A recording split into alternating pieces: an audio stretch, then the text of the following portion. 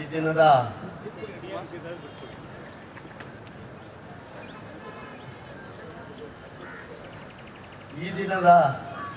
ಒಂದು ಸಮಾವೇಶ ಪುಟ್ಟಣ್ಣಯವರ ಜನ್ಮ ದಿನಾಚರಣೆ ಹಾಗೂ ವಿಶ್ವ ರೈತ ದಿನಾಚರಣೆ. ಇದು ಬರೀ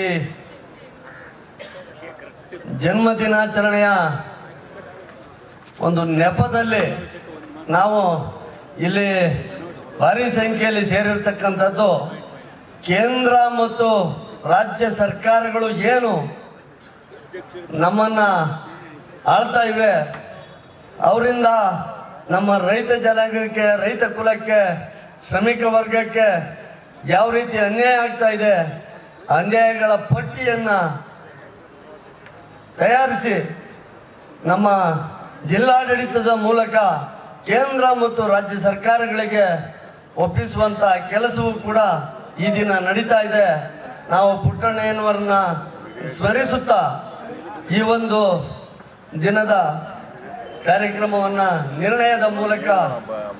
ನಿರ್ಣಯವನ್ನ ಒತ್ತಿ ಹೇಳುವುದರ ಮೂಲಕ ಅವರಿಗೆ ಅರ್ಪಿಸ್ತಾ ಇದ್ದೀವಿ. ನಾವೆಲ್ಲರೂ ಒಂದೊಂದು ನಿರ್ಣಯಗಳನ್ನು ಹೇಳಿದಾಗ ಚಪ್ಪಾಳೆಯ ಮುಖಾಂತರ ಅದನ್ನ ಸ್ವೀಕರಿಸಿ ಅವರಿಗೆ ಸಲ್ಲಿಸಬೇಕು ಅಂತೇಳಿ ಕೇಳ್ತಾ ಇದ್ದೀನಿ. ದಿನಾಂಕ